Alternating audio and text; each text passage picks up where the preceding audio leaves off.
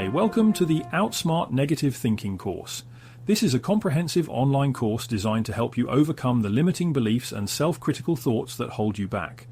Whether you're struggling with self-doubt, battling anxiety, or simply seeking to improve your mental well-being, this course offers practical strategies and powerful insights to help you cultivate a more positive and empowering mindset.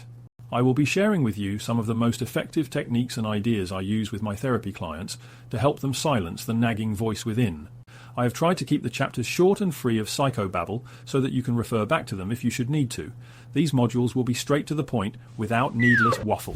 We are not here to completely silence negative voices or pretend that everything is perfect. Negative thinking can be very useful, but only in appropriate contexts. If someone is threatening you, it would be appropriate for the mind to prepare for a potentially dangerous situation, but it won't be as useful if you are experiencing panic on public transport or social events. Most anxious overthinkers only ever see things in black and white, good or bad, but life is far too nuanced and interwoven for that approach ever to work. In fact, you will exhaust and depress yourself the more you try. When we can meet a negative thought with creative flexibility, it opens up our options and therefore our life.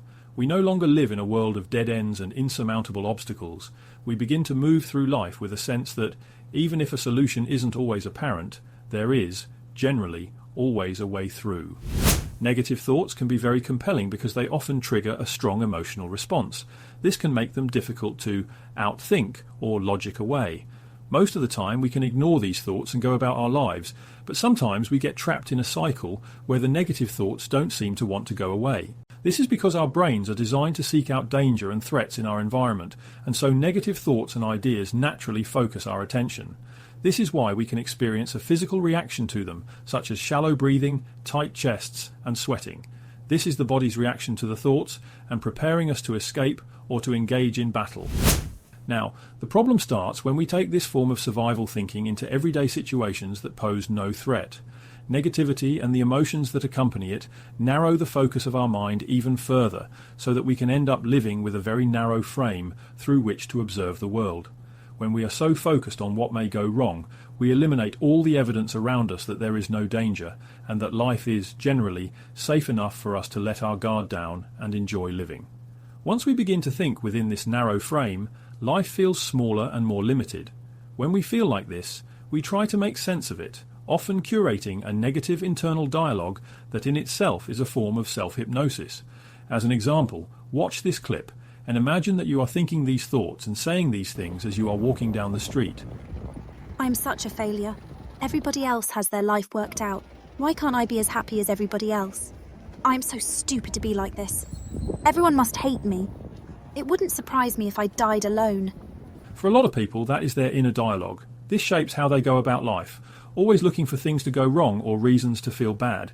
It begins to make sense and starts to feel real. Now let's watch the clip again with more useful thinking driving the inner dialogue and see what that feels like. Again, try to imagine these are your thoughts. I can't wait to see my friends. I'm so lucky to be alive at this moment in time. This life is so full of opportunity and adventure. I love being around other people and learning from their experiences. Did that feel different? Can you see how our self-talk can shape how we experience life, even in the smallest ways? What I'm hoping for this short course is to teach you easy ways of breaking the loop of negative thinking and giving your mind an escape route from the cyclical nature of negative thoughts. Breaking the cycle takes the power away from the thoughts and allows us to widen our scope. You may use all of these processes, or just one or two of the ideas in this course. You will find what works for you. There is also a comment section under each video where you can ask me questions or share your ideas and experiences. I really hope you get a lot out of this course and you learn that you are not a prisoner of your thinking. As David Foster Wallace once paraphrased, thought is a wonderful servant but a terrible master.